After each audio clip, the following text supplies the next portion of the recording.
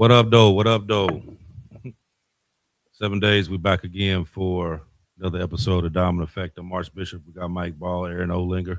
What's up, everybody? Glad you was able to. Oh, you went mute. I don't know how. Maybe disconnect on the microphone. Damn. There we go. Yeah, I don't know what happened there. I didn't hit no buttons, but anyway, I don't know. But like I said, thank you all for coming out. Like always, we got another interesting stories that we're going to bring up today. So we're not going to just talk about one. We're going to focus on several different things that have went on throughout the week because there's been so much going on that just talking about one particular thing is not it's not enough. So we're going to have to.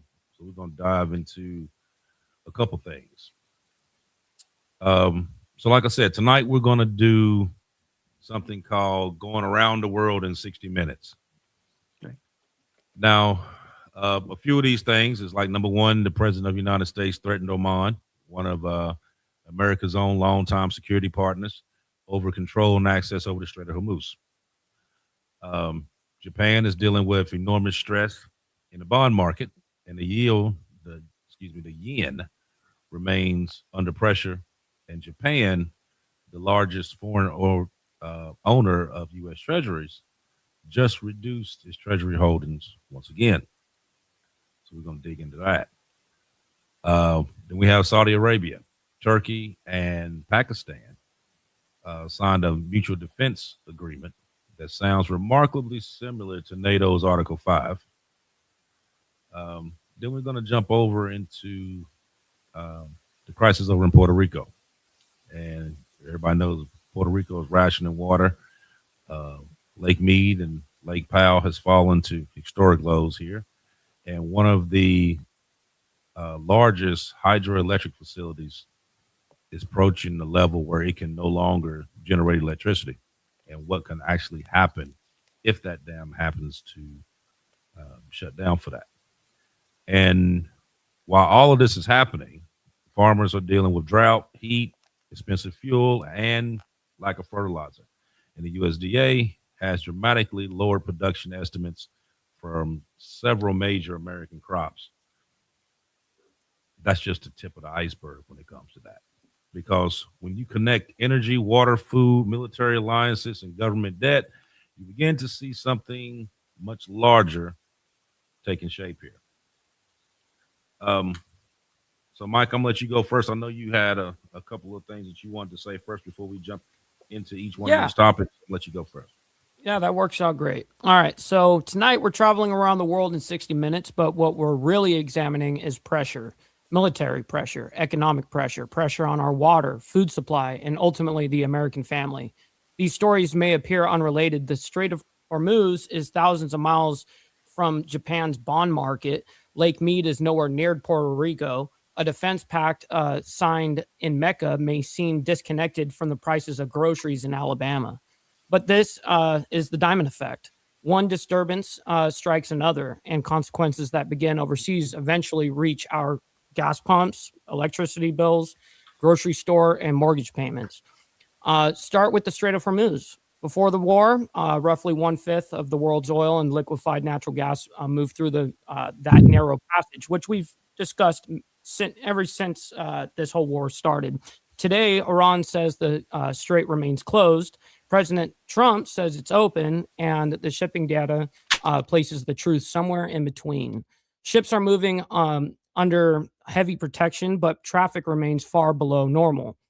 Now, Oman, which shares the strait with Iran, has traditionally served as a diplomatic bridge, is negotiating a proposed transit route right now. President Trump has now warned Oman not to interfere with American efforts to reopen the waterway. That shows how high the stakes have become. This is no longer simply a military contest. It is a struggle over the flow of global energy and the economic leverage that comes with it. Now let's look at Japan. Japan remains the largest foreign holder in U.S. Treasury securities, but its holdings, it's recently declined as its own bond yields approach levels not seen in decades. Japan is confronting inflation, a weakening currency, enormous public debt, and growing pressure within its own financial system.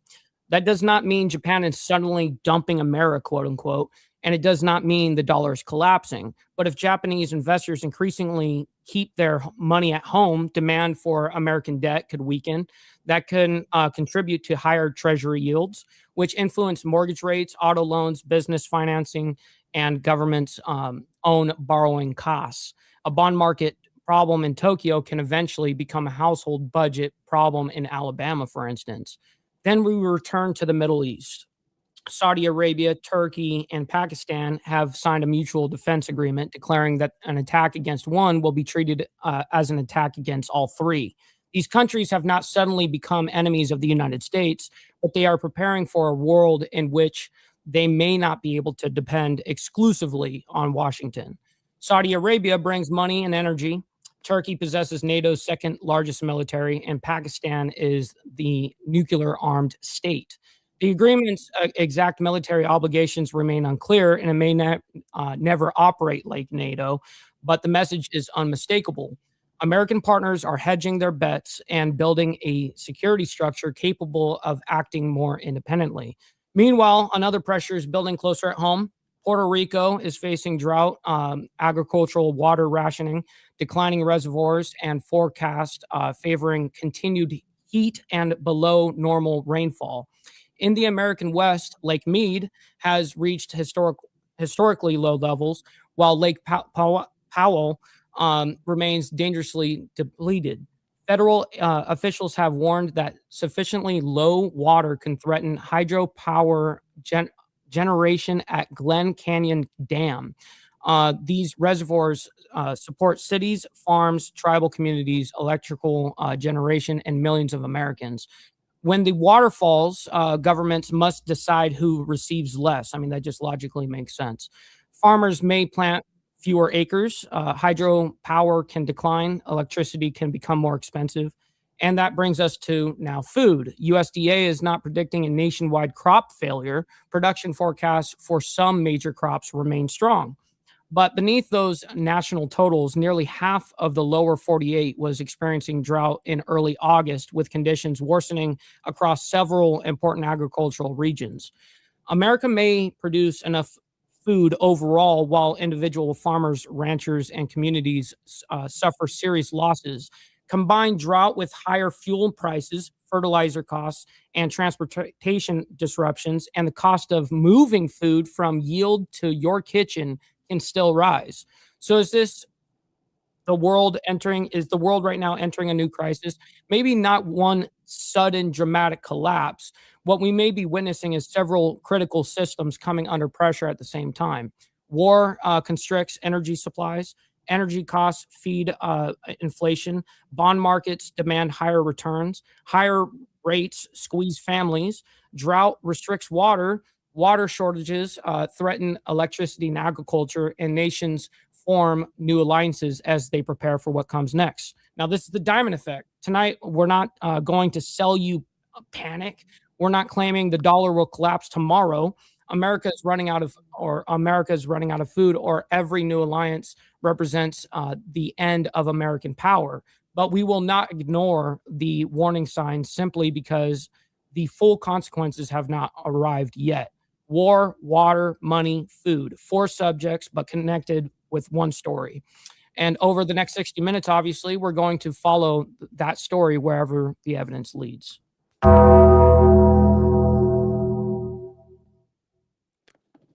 And you're muted, AB. I don't know why it keeps doing that. Okay. Okay, so you basically just did the show. So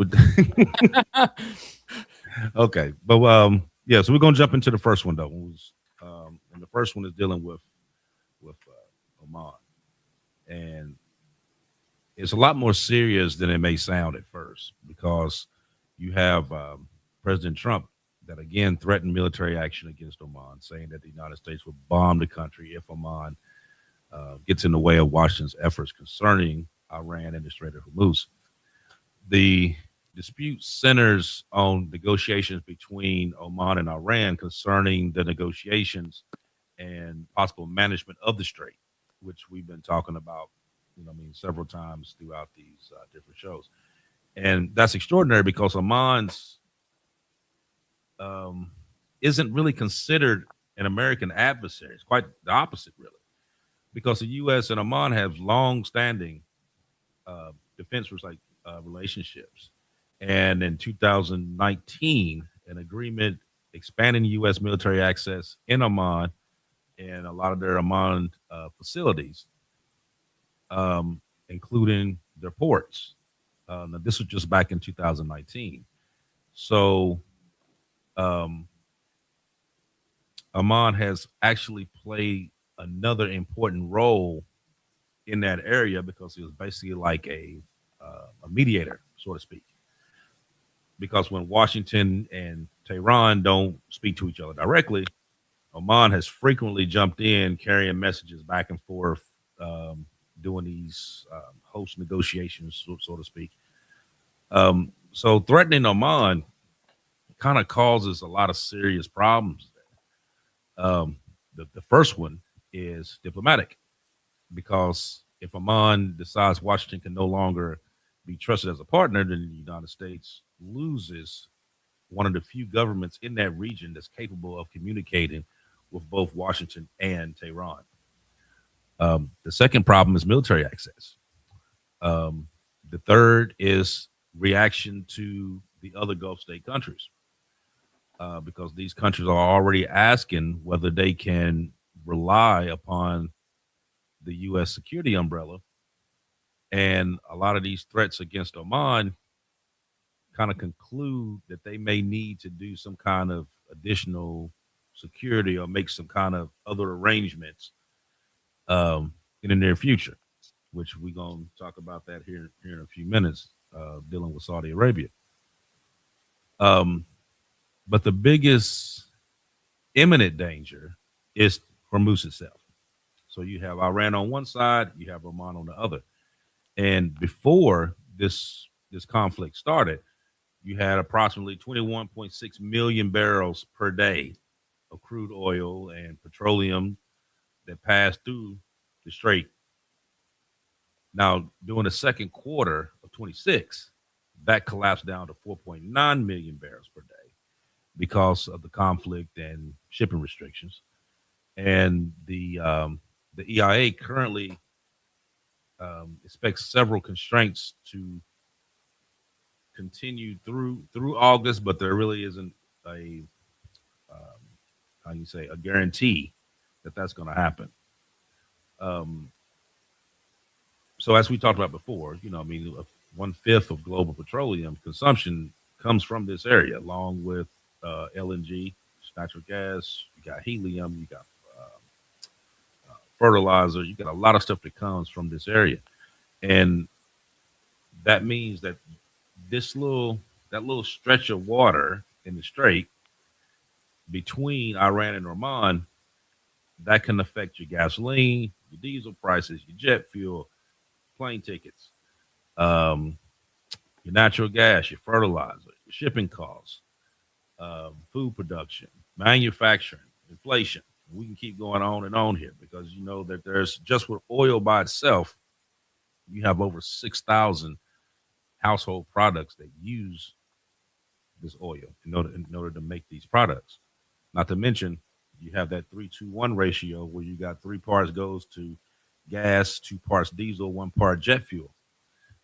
So you have that thing going on, you know what I mean? And now I think last check, oil is over $100 a barrel, which we have talked before about the whole uh, the Brent price versus the refinery price, and you not wanting those two prices to meet. You can see it at the gas pump now. Gas is over $4 a gallon. Diesel is, high fives, almost six, um, and it's closing in. Grocery store prices going up. Everything is going up, um, and a lot of this stuff is dealing with this. So, with this particular situation, just dealing with Oman, itself, um, you really don't want two enemies there. You know what I mean? Because if you got Iran on one side, you got Oman on the other, and you got enemies off of both of them, you're not even getting in. They're not even gonna let you in. You know what I mean? So you gonna have this situation that we got now. We're going from being open all the time to now being mandated. You're gonna end up charging fees and tolls or whatever the what they call it, environmental cost or whatever they want to word it. It's a toll. A toll's a toll, no matter what you sell. Real quick on that. I have the updated numbers right now on how many ships moved through the strait in the last, within the 4 day. Saturday, August 15th was 3. Sunday, August 16th, 2. Monday, August 17th, 6. And Tuesday, August 7th or 18th, which is yesterday, which was 6. So for a 4 day total of 17. 17 ships in 4 days. Now the thing is, you got to remember on a daily, people go, well, how much was the daily? Well, it was anywhere from 180 to like 250 in that kind of range per day before the war. And we were kind of averaging there for the last couple of weeks for about actually 20 ships going in and out per day. But now we saw it go down last Thursday down to 7 ships. And when that happened, I'm like, oh shit, here we go. And basically every single one of those ships that are going in and out are being escorted by our warships and our military. So what they're doing is essentially Operation Freedom, where they go in through the strait onto the IRGC's side and where their blockade is supposed to be. But since we have we own the air, they can't get the Mosquito fleet to enforce that blockade. So our warships are going in, and that's what Operation Freedom originally was, where we would come in to their side, escort the ship successfully back out. So, but that didn't end up happening for a while, Operation Freedom. But then we started seeing this out of nowhere about a week and a half ago, and it was like, oh shit, no mainstream media is talking about how we're essentially doing what Operation Freedom proposed to do. So, anyways, so what you think about this, Aaron? You've been quiet up here. Well, I agree with what you're saying. I did see where Trump said that if Oman jumps sides, that he's going to bomb the hell out of them. But we've kind of failed in our mission in that region as far as protecting the GCC countries, the 6 countries. Oman is right across from Iran. They've been attacked. They've had some of their oil refineries and stuff hit. They need the money. Oil is their commerce. And they realize that if we're the police force in the area, sooner or later we're going to leave, and they're stuck with Iran. I mean, the GCC let us put military bases in all their countries to surround Iran and Iraq to protect them from them. And we dismantled Iraq. It's split up between 3 terrorist groups that are all a part of Iran's proxies. Hezbollah, PMJ, and Islamic Jihad. And so that's a failed nation. So Oman is looking down the road at what happens to us when the United States leaves. And we have lost the trust of Oman. We have lost the trust of the Saudis, UAE, different ones, no longer trust and believe that we can save them. And right now, this week, Iran has taken an aggressive offensive posture. They've gone from defense to offense. They warned that the cyber attacks are going to become more severe over here, even though our government still won't admit that it's Iran that's attacking us. Iran this week also put a $30,000 bounty on the kill or capture of any male American soldier. They also put a $60,000 bounty on the kill or capture of any female American soldier. So that's going to bring the technicals and anybody that think they got a cause out the network, because they looking to get paid some money. And you'll get a large mercenary force that'll pop up wanting to collect in on some of that money. Iran hit 3 more ships this week in the last 72 hours. They also launched an attack against UAE. And the UAE in response suspended all money transactions with Iran. So that's done. Then the Houthis attacked the Saudis and attacked Aramco, which is Saudi's main largest oil facility. They hit it with missiles and drones. Right now, from what I'm studying with this new offensive strategy, and I'm going to explain it. And if I don't explain it right, you guys ask me some questions. The Iranians right now are trying to keep the worldwide demand of oil at its current levels. Right now, there's no nation that is rationing gas. Australia is rationing diesel, and diesel is $5 a gallon here in the United States, which is going to make goods higher because trains and semis run off of diesel. But no nation right now is rationing gas. So what Iran is counting on is they're counting on the demand to stay where it's at so that your oil reserves start to deplete. I mean, just last week, ours went down 5 million barrels. And so has China's. Well, China's wasn't exactly 5 million, but you get the meaning of what I'm trying to say. Everybody's reserves depleted. So if nobody's smart enough to start rationing, that's going to give, and they deplete their reserves even more and more. The closer they get to the bottom line of running out, the more leverage it's going to give Iran. So Iran can play a long game here. They can even stay in this war until Trump goes out of office, and they have talked about that. So they're looking to give themselves maximum leverage by waiting on the nations to almost run out. And then the economic damage that will be done to these nations is going to give them the maximum leverage. Okay, we'll let oil start to flow again from both our nation and the other nations, and we might even jack up the price. And if you want it, this is what you're going to have to pay to get it, or you're going to have to pay us off and repair all of our damages if you want oil to flow again. But they're playing the long game here, and they're depleting everybody's oil reserves. And I don't think the majority of people even see what's going on. But they're prepared to stay in this well up to 2030 from what I'm seeing. So their whole attitude has gone from defense to offense at this time. But I'll stop there for right now. You know what? I think that, well, number one, you're absolutely right, Aaron, about what you were saying. I think that this is going to come to a head real soon. Mm-hmm. And I say that because you got a lot of back and forth going on. Okay. Now, don't get me wrong. Iran feels that they won this. Mm-hmm. So now they're being boastful. You know what I mean? We're going to do this. We're going to do this. You know, and that's fine. You know what I mean? People go and they jaw jack all the time about what they're going to do. But what you're going to do and what you actually do is two different things. Now, what you're doing, though, is that you kind of stretching it a little bit. And what I mean by that is, with this stuff that's going on, the U.S. is only going to deal with this so far. Now, right now, they've been just going through, you know what I mean, knocking out stuff here and there, not knocking out weapon systems, you know, different stuff throughout. Okay.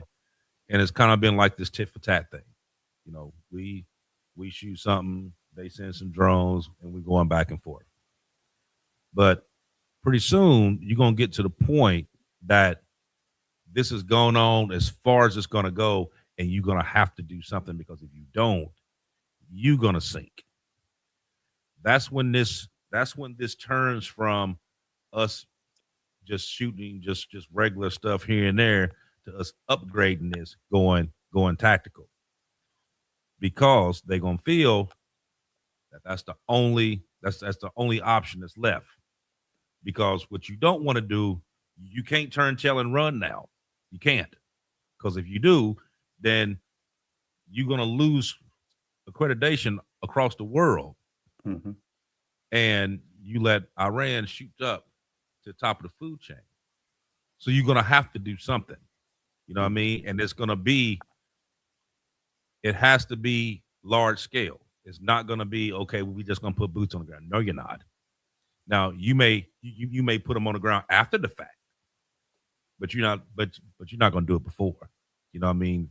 Now, like I said, that's going to be hurtful, because if they did run tactical, that puts a lot more people in jeopardy, not just Iran, but the surrounding countries as well.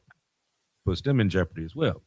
So that's it's kind of like a damn if you do, damn if you don't situation, because something's gonna have to give eventually.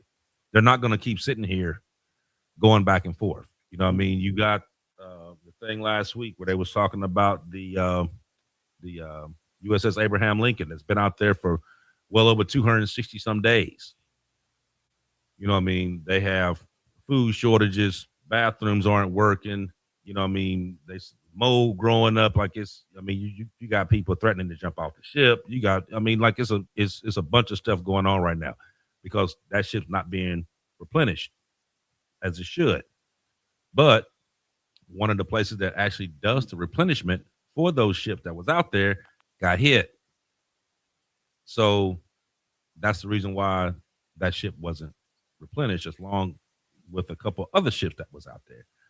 So it's not just, now that was the one that was there the longest, but that's not the only ship that's out there going through these issues. Not. You know what I mean? So so it's a lot of stuff that's actually going on. You know what I mean?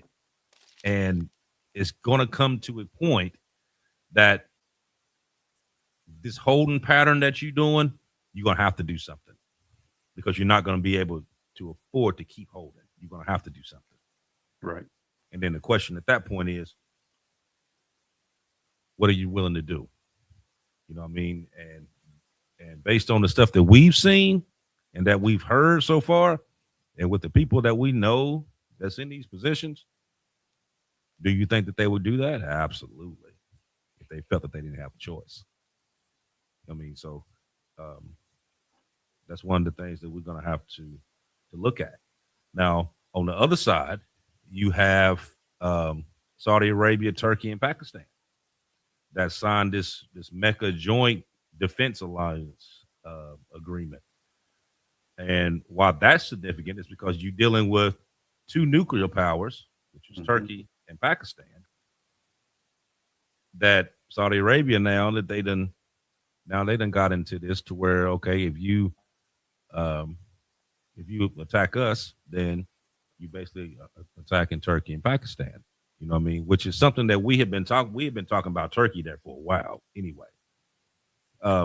Because Turkey possesses one of the region's largest militaries, and they have drone and defense manufacturing industries.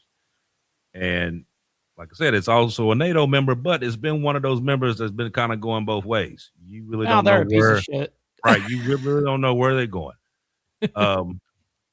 Pakistan, it possesses a large military, and it possesses nuclear weapons.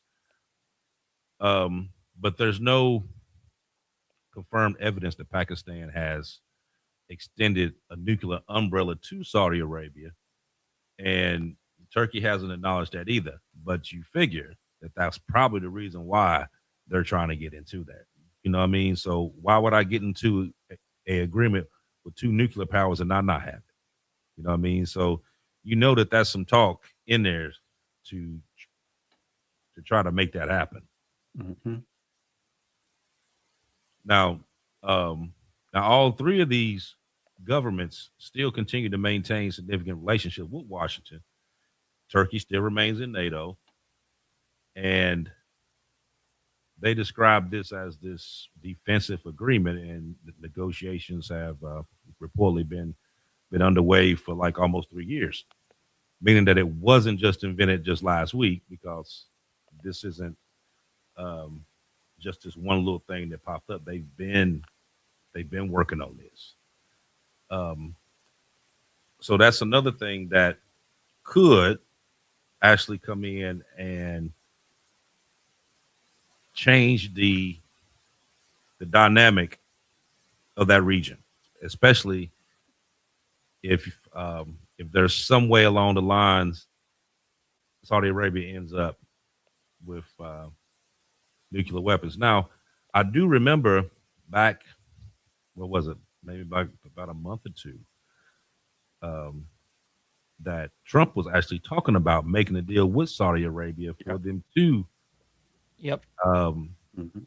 be able to have nuclear over there. Because remember, we were talking about why would they do that, being the fact that they were the ones that screwed us out this petrol deal.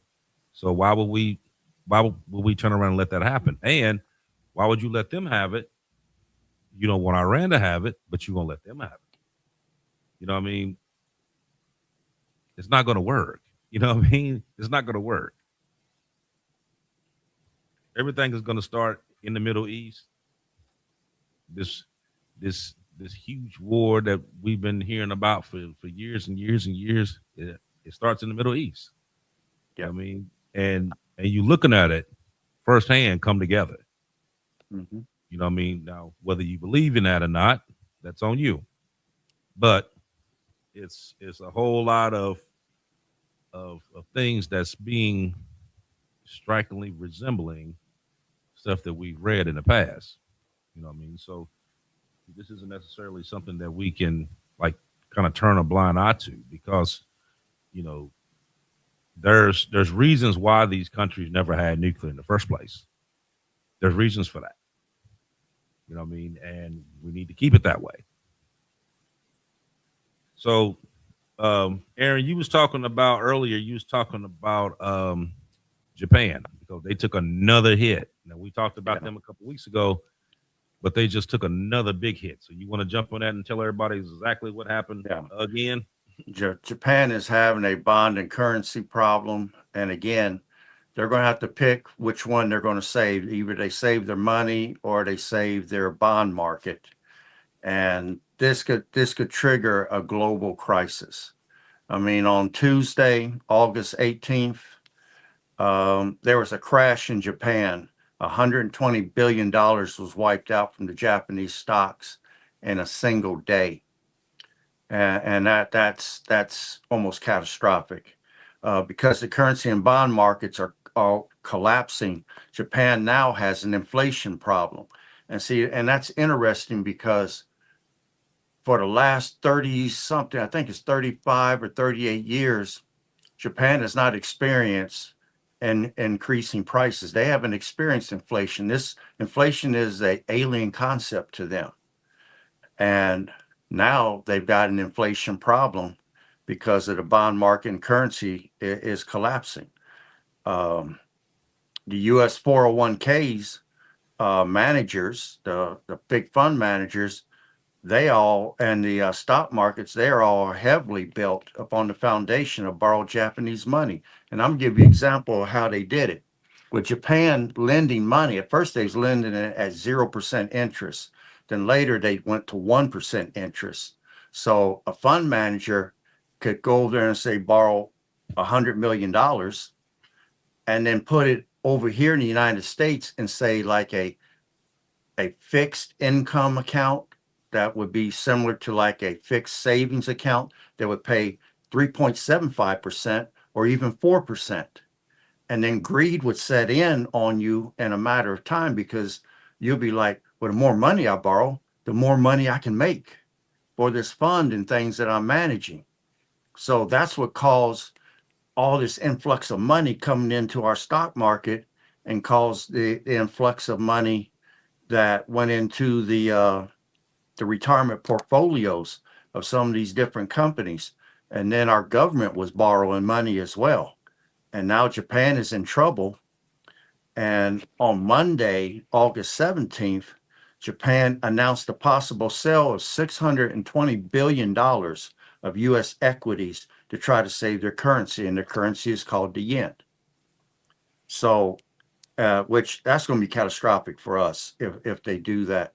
Now we already know China is selling off our treasuries right now to try to collapse our dollar. They see Japan is in trouble. They see our Federal Reserve is printing money to cover the equity crisis that our banks are having right now. And I'm tired of having to bail them out. And then they keep investing in, I can't, it starts with a D, a certain market that's high risk, and they keep losing money. No one ever goes to jail, and the taxpayer has to keep taking it on the chin to bail them out. Well, the Federal Reserve is trying to cover the equity crisis with our banks, and now they're trying to cover the Japanese yen, and China knows they can't do it, and save both.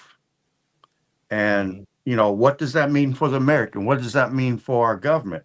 Well, if their currency collapses or their bonds collapse, at a minimum, interest rates will go up on our government over here that borrow money. Now, what does that mean to the American citizen? Well, when interest rates for the government goes up, they have to raise interest rates to the money they loan the banks. Then the banks are going to raise interest rates. So the American consumer is going to see higher interest rates on your credit cards, whatever credit card you got right now. If this goes down, your credit card rates are going to go up. Your home loans are going to go up. Your car loans, the interest rates will go higher. Personal loans, interest rates are going to go higher. If you go out and borrow a business loan, the interest rates are going to go higher. All of those things are tied to the bond market, U.S. bond market. So people need to realize you can sit back and, when I posted on Diamond Effect, somebody posted a laughy emoji to it. You can laugh all you want. But when you start having to come out of your pocket to cover these expenses, and on a home loan, it's going to be thousands of dollars. And you're going to be laughing then. Yeah. On a car loan, I mean, you're going to be coming out of your pocket with hundreds of dollars to cover this higher interest rate to thousands of dollars because people got greedy and borrowed that low interest money. And now Japan needs it back. And as they sell, China's going to try to collapse our dollar. We're trying to have a controlled collapse. China's where we might get a crack in the egg. China's trying to smash the whole egg on a wall. So as Japan makes their move, China's going to make their move at the same time with a big smile on their face when they realize we can't print enough money. And if the Federal Reserve continues to print, then you might as well get expecting $20 for a gallon of milk and probably $30 for a pack of eggs. I mean, when hyperinflation happened in Argentina, a box of eggs was $200, a carton of eggs. So we don't want to see hyperinflation over here, but we're almost looking down the barrel of the shotgun right now. And like I said, this could trigger a global crisis because if we go down, damn near all these European countries and everybody, including China, is heavily invested in our markets. Yes, if we catch the cold, everybody else is going to catch the flu because it's going to be worse on them. So we need to understand this, and we need to prepare. Gold, silver, start stocking up money and start getting out of debt so that if a crash happens, you can survive through it as long as you live within your means. And with that, I'll stop there. Aaron, quickly on that with China, do you think, honestly, China wants our economy to fail, or do you think that they want us to prevail because on the economic front so that they can also get paid? Because, I mean, that's how we fund a huge amount of their country, right? And you're right with what you're saying, but China and Russia has looked for alternative markets. China has started something called the Belt and Road Initiative. And Iran was key to that. But in case Iran goes down because of this war, China's made a deal with UAE to be that middle person. They've got these banks that they built that they got different countries' currency in. That's part of the BRIC Alliance. They're making $3 trillion a year right now on just the Belt and Road Initiative. And that's going to eventually replace the American markets. And they're smart enough to know that. Well, I'm going to say it like this. When we collapsed the Russian economy back under Reagan, and we put Russia in the poorhouse, and the Iron Curtain fell, Poland and Lithuania, Lithuania, and all those countries got their freedom from Russia. because we bankrupted Russia, we put ourselves in the deepest recession that almost came close to being called a depression. We hurt ourselves. Like I said, I was off for 3 years of work during that time period. China is the number one manufacturer. The United States is the number one consumer. But with this Belt and Road Initiative coming along and these alternative markets and alternative pay systems that Russia and China is trying to establish to circumvent the US dollar, we're on borrowed time. I'll just put it like that. I mean, this war that we're fighting now is to preserve the petrodollar and to keep people buying oil in American dollars. If we lose this, we lose the dollar. Could that collapse the dollar? Very possible, because when all that money starts coming back to be repatriated here, it'll create hyperinflation by itself. But I'll stop there. Yeah, you're absolutely right. It's like I said, this is a dangerous game that's being played right now, and it started out with one thing, and then, like you said, a lot of things connect the dots. Like, you know, you may start something here, but then you got the trickle down effect. Like by you doing this affects this, which affects this, which affects this. China has always, well, here for the past 2 years, they've been slowly dumping Treasury.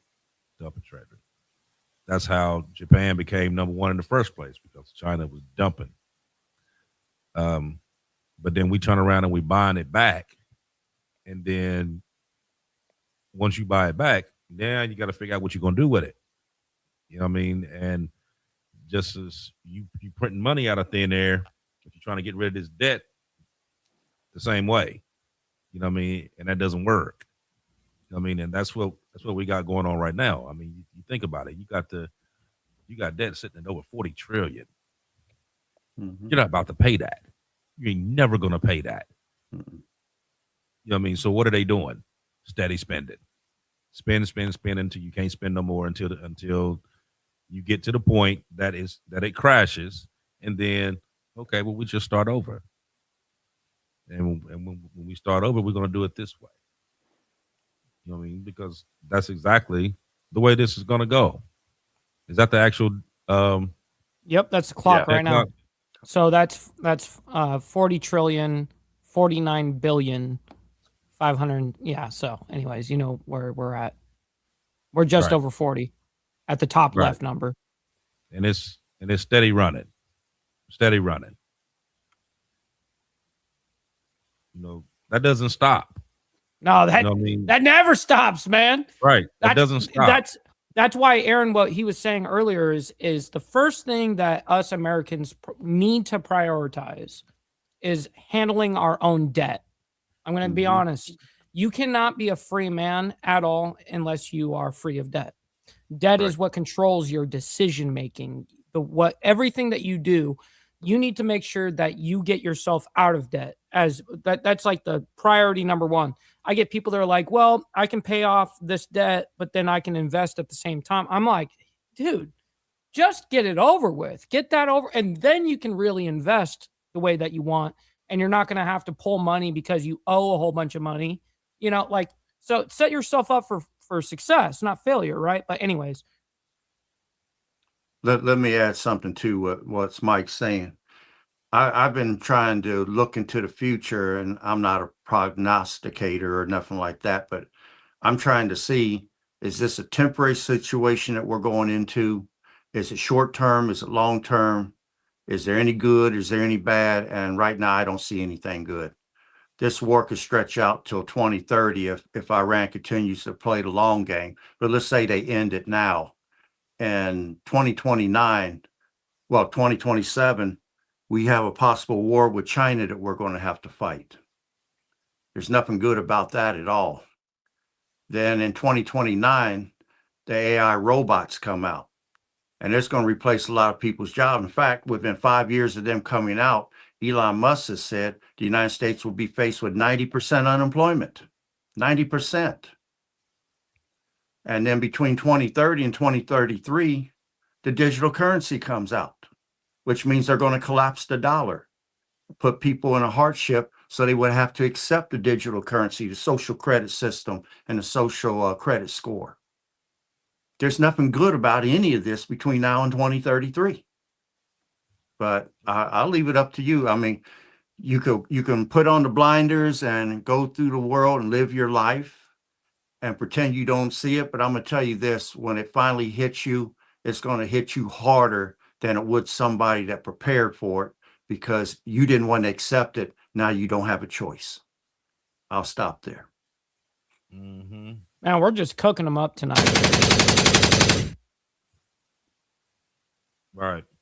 So this next one that we're going to jump into, we're going to give a little time to, because unlike geopolitics that we was talking about, we're talking about something Americans can literally see coming out or not coming out of their faucets. So let's take Puerto Rico, for instance. Puerto Rico has begun rationing water. Some residents are going 48 hours plus without running water at a time. More than 180 customers in San Juan and surrounding municipalities have been affected by the initial rationing program. Now, San Juan experienced the driest July on record, with records extending back more than 120 years. Now, nearly 68% of Puerto Rico was experiencing drought conditions when the latest rationing measures were introduced. Now, they have a critically low reservoir, and that supplies significant portions of Puerto Rico. This reservoir has, like I said, you haven't been getting a lot of rain, record heat. You got evaporation. Plus, I hear that they also have a data center over there too, that's soaking up some of this water as well. So you're getting hit now. But this isn't just a weather story that we're talking about here, because Puerto Rico was already experiencing serious water system problems before the drought became severe. The government officials had acknowledged decades of inadequate maintenance and investment. And earlier infrastructure planning documents also identify major physical water losses from leaks and breaks throughout the system itself. So Puerto Rico is dealing with a combination of things: less water coming in, significant water being lost inside this aging system that they had. And El Nino is making matters worse. Yeah. Now the NOAA forecasters have favored unusually hot and dry conditions for the next coming months. So they're going to really take a significant blow dealing with this. Now, I've seen several shows where they was showing these water trucks going through, and was people were standing there with jugs, getting jugs of water, and now it's getting to where these water trucks are now charging people to fill up these jugs of water. There was an interviewer there that was he owned a coffee shop there, and the water truck would go there and fill up this tank that he had there, 500 gallon. Well, no, take it back, 200 gallon tank. He would fill up there, and this guy's saying that he's been spending well over $600 a day just for water, for what they're, because of these water trucks and how much they're actually charging. You know what I mean? So you had a bad infrastructure from the start. Not to mention a couple of hurricanes that came through and ravaged Puerto Rico, that a lot of this stuff never got fixed. You got a lot of Asian facilities there, and you got pipe leaks and breaks throughout. Plus, you got a reservoir that's being dried up. You know what I mean? So that's going to end up being a serious problem over there. And on top of that, they also have power issues. So they've been losing power there as well.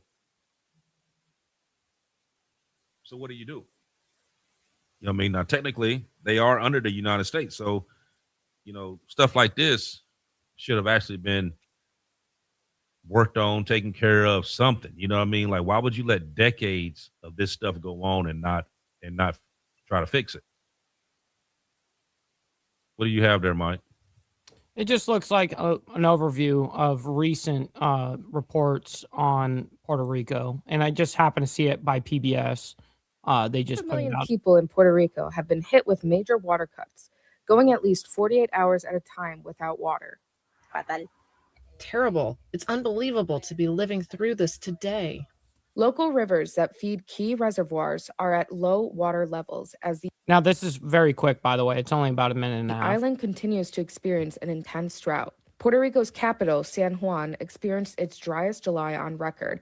And Just according like you to the said. U.S. Drought Monitor, more than 2/3 of the island is now experiencing drought conditions. The island's governor has declared a state of emergency, and 180,000 households and businesses in San Juan and surrounding areas are rotating through 48-hour periods of having access to water. Terrible. We haven't been able to do much laundry. We have 4 pets, and it is also very difficult to bathe them. It's Anyways. difficult. As you guys, you can only imagine if you have a lack of water, you can imagine here in the United States, if we had a lack of water, how we would react. I mean, like, people don't even understand, or they can't even empathize with that, because it's not even like, everyone's like, well, when I turn on my faucet, the water comes on, you know, you know what I mean? It's always good. Well, you got places here in the U.S. that's actually experiencing this going on right now as well. Mm-hmm. But you also got to think, dealing with Puerto Rico, not only were they dealing with power and they dealing with Yes. water crisis, but they also done had over 300 brush fires on top of that. That was just in July alone. Mainly across the southern eastern part of Puerto Rico. So you got all three: water, power, brush fires. You know what I mean? So it's dealing with a compound of different things that's going on at the same time. You know what I mean? Now, here in the States, we got an issue that's going on. We got several issues that's going on here. You got the Colorado River system. You got Lake Mead, Lake Powell. That's 2 giant reservoirs underpinning much of the Southwest, have both fallen to extraordinary lows. And on August 16th, Lake Powell reached a record low elevation above 35, above 3,500 feet. That's 30 feet above the level in which the Glen Canyon Dam lost its ability to generate hydroelectric power. So I want to go down into that a little bit, because what is genuinely threatened in this part is the hydroelectric power generator that's over in the, at the Glen Canyon Dam. And the federal government minimum power pool is around 34 with 3,490 feet. Earlier forecasts actually showed that power potentially falling below the point without emergency intervention. So these officials have already started conserving water, partially because of concern about maintaining this hydropower generator over there.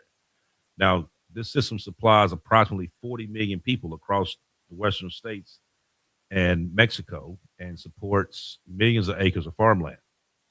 So what does that mean for somebody living in Arizona, Nevada, California, Colorado, Utah, Wyoming, New Mexico? It doesn't necessarily mean that all these faucets are going to go dry tomorrow, but it does mean that the region is entering a much tougher negotiation when it comes to the remaining water that's there. Now, some of these farmers have already started losing irrigation water, cutting hay production, and reducing livestock herds. And also, these officials and the states are considering major reductions in Colorado River consumption. Now, you also know that you also dealing with several several data centers in this area as well. But we've been talking about these dams for months now because they said back last year that at the rate that it was going, dealing with these data centers and being the millions of gallons of water that was being used there, that there would be, by the end of this year, by December of this year, if it wasn't fixed, that these hydroelectric dams were not going to be able to function, which in turn messes with your water and also your power as well. So that's another big section that's going on. Actually, Real quick. Go ahead, man. Because you were just on that, I just wanted to show this. I was showing it while you were saying it. I just wanted to confirm what you were saying, though. These are our current reservoir statuses. Lake Mead sits below 1,040 feet above sea level, breaking previous low records set in 2022. It is approximately 27% full. And then Lake Powell dropped about 3,519 feet above sea level, reaching a new record low. Since the reservoir was initially filled, it is approximately 23% full. And that's coming out from U.S. News and World Report. Mm-hmm. Yeah, so it's sucking it down. Mm-hmm. I mean, these rivers, these reservoirs, they're drying up. You know what I mean? And now we've talked about before, we did shows dealing with this, dealing with the water shortages and that the potential water shortages that could happen. Like I said, we've been talking about this for well over a year, almost 2 years. Actually, we was talking about this because you had a lot of these billionaires and some of these companies like Nestle and Gates and a few other ones, Palantir, that was buying all this farmland over there, and they was wondering like, okay, like what are they doing all this farmland, but they're not building anything on it. But they didn't want to build anything on it. They wanted the water that was underneath it. Exactly. Mm-hmm. It's not about what we can do above ground. It's about what's underneath.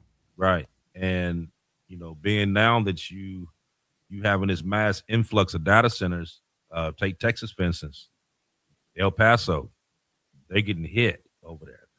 Water shortages. It's water shortages in all these places that they're popping these data centers up because they're using massive amounts of water. One thing, so Motabon, Virginia in here, he's from Virginia, obviously one of the biggest heavily used states for data centers, actually.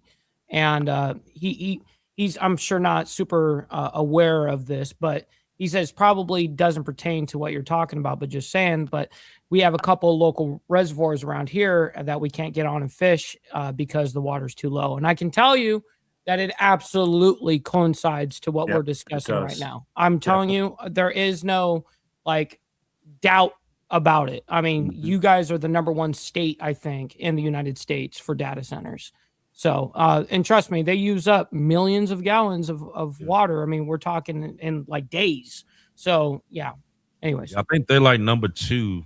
Texas is number 1. Okay. Well, that actually would make sense. I wonder how they deal with heat though in the South, because obviously it's all about, or in Texas, in data centers, it's all about keeping that coolness, running water. I mean, you're running water through it for temperature. Actually, that's how it cooks. But yeah, anyways. Yeah, there's a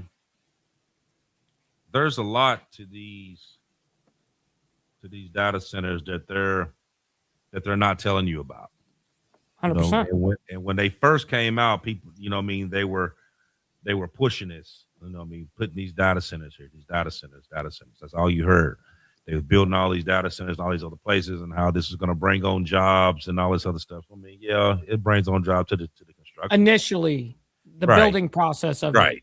But you may have a couple people that actually work inside the building just to make sure everything goes the way it's supposed to go. But that's not for everyone. I mean, that's just to make sure if something goes down that there's somebody there to hit a couple buttons and get it going back again. That's basically what that is. But they never sit there and told you about how much power was being used, how the amount of power that they're using, that one data center is actually using enough power to power a small town per day. They don't talk about a million gallons of water used to cool these places a day. Yeah, single day. You We're know what I not mean? talking about a week or a month. Right. Right. So once this water flows through, it ain't like you can recycle that water. The water's Or drink it again or right. something. It's Yeah, it's waste. over. Right. It's waste. That quick waste. You know what I mean? And if you think about it, I'll give you something real easy to think of. So a lot of people use Chat GPT. They use Chat. They use Claude. They use all that stuff. So here, recently they had on Facebook where everybody was making these little pictures that they were going on Chat GPT, making these little pictures, and they posted on Facebook that kind of told your history as to what you did, what you want to do, all this other shit. Now, do you realize that every time somebody made one of those pictures, you use 4 gallons of water? Yes. Every Yes. single time somebody did it. Now think about this. You had millions of people who done this. Mm-hmm. And each time they made a picture, you just lost 4 gallons of water. Now, if you think about this, I mean, granted, the earth is 95% water. That's salt water, not fresh water. Difference. You know what I mean? Now, once these rivers and these reservoirs dry up, what do you have? Nothing. That's when we end up exactly where Puerto Rico is at right now. And it can very well happen. Aaron, what's going on up in Gary, Indiana right now? Well, I'm going to say this about 10 days ago, they had a major storm cell come through the northern part of Indiana. It had massive tornadoes and they had 90-mile-an-hour sustained winds. Now, it only takes 40-mile-an-hour sustained winds to bring down your power lines. So they had 90-mile-an-hour winds. Now, as of today, they've gone 10 days without power. They have their food is spoiling. There's no air conditioning and there's no fresh water. They've been told by the power company that they will not have power till September the 12th due to the fact that Gary is not being prioritized by a company called Nibisco. That's their power company. They said that the poor areas cannot be prioritized right now for power. So right now the conditions on the ground are this. Sanitation spotty, your toilet may flush, it may not. So you have to have some sort of means for sanitation. People are fighting over generators. So if you got one running outside your house and people hear it, you're going to have to defend it because people are bold enough that they're coming on the property that the strong is trying to take from the weak. That's the bottom line. There's no gas. So you either got to go to the next city over or you got to drive over to Chicago to try to get you some gas. People with wells cannot get water out of the wells. These are the people who live out in the rural communities because their pumps run on electricity.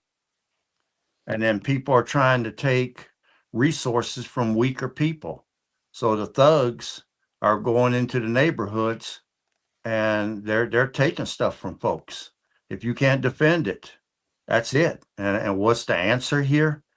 You must prep. We've told you before that you cannot sit back and prep at your leisure no more.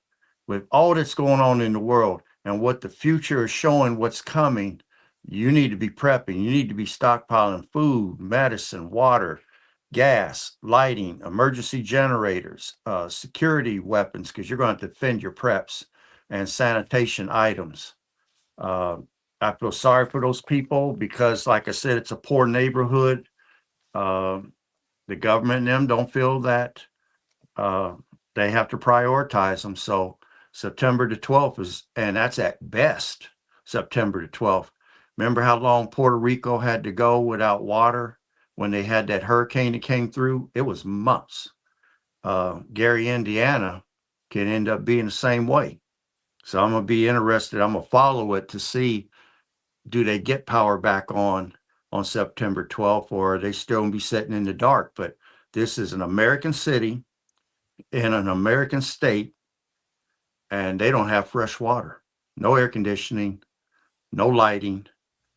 And if you don't have emergency equipment or say a solar generator to run your deep freeze and refrigerator, your food and your refrigerator and stuff is spoiling or has spoiled, because after about 48 hours, deep freeze is done. Refrigerator's about 24 hours. So you would have to clean that stuff out because your house will start to stink, and you would have to throw it all away and then wonder where you're going to get the money to pay for all the food.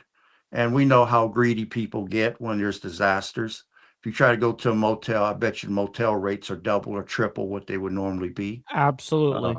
Gasoline, water. If there's money to be made, people are going to they're going to take advantage. Supply and demand, and that's when price gouging happens. Absolutely. Well, listen, not to mean to cut off the conversation, but I know Aaron has places that he's got to get to. Listen, we can't thank each and every single one of you guys enough for hitting that like button, joining us this evening, and engaging with this conversation. Obviously, I think this was something that was very needed. Go ahead, Aaron. I see you. Okay. No, I wanted to do my section real quick, and then I'm gonna get Okay, you off. can, if Okay. you think you can throw it in, sure. Okay. What I want to talk about to people today is freeze-dried food. Now, basically, freeze-dried food is a way of preserving food by freezing it and then removing the water under a vacuum. And what it does is it locks in 97% of the nutrients and the original flavor. So that's actually pretty good for food preservation. Now, what can you freeze dry or what can you buy that's freeze dried? You can buy fruits, vegetables, and meats. Okay. Now, what's the key benefit? You have a long shelf life. Like, for example, I have this mountain house right here. It has an expiration date on it of September of 2050. That's a long time. That probably outlasts me. Damn, 2050. Yeah. Because freeze dried food, you're going to have 25 to 30 years shelf life on freeze dried food. It's light in weight. If you got a backpack, canned goods is the heaviest. MREs would be about middle range, but freeze dried food, I could put double the amount of food into a pack. And you got to keep in mind that when you're loading up a bug out bag or a pack, pounds equal pain. The heavier the pack is, the more pain you're going to feel trying to hump that load. So freeze dried food is ideal when you're dealing with a pound equals pain type ratio. It's high in nutrition. It retains almost all of its vitamins and flavor, and it's a fast prep.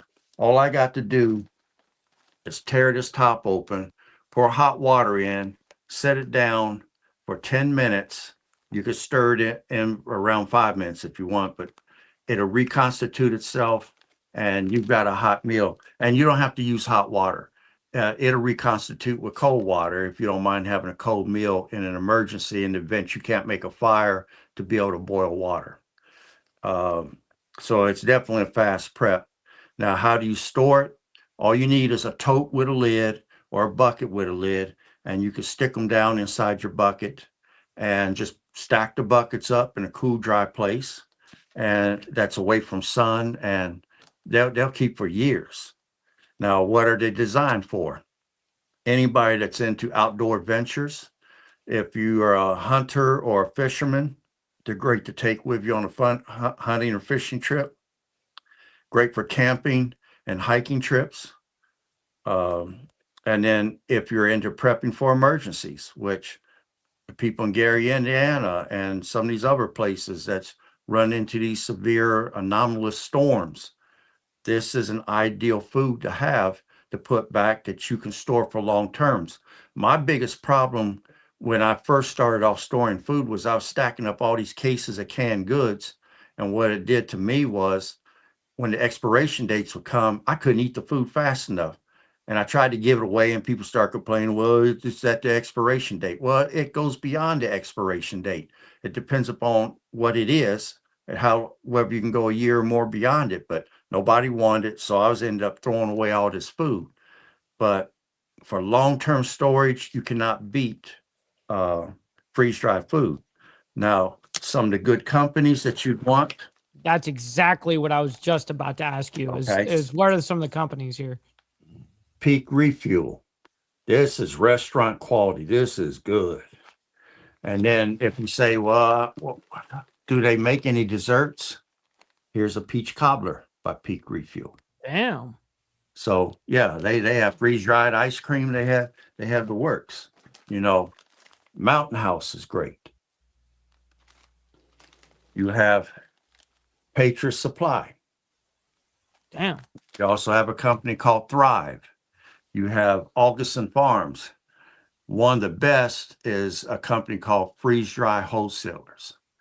But the brands I've got here, I've sampled them, I've tried them. They're great. Anyone that will try them won't be upset. I mean, Would they be on Amazon?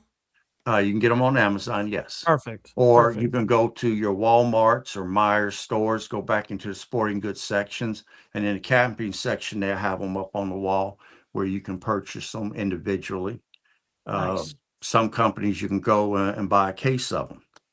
But and I'm basically going to say for those that are prepping and need a long-term alternative so they don't have to keep rotating food in and out, you're going to want to add this to your preps and definitely have it in your pantry, because remember, your stages are the food that's going to spoil in the first 2 days is what you got in your refrigerator and your deep freeze.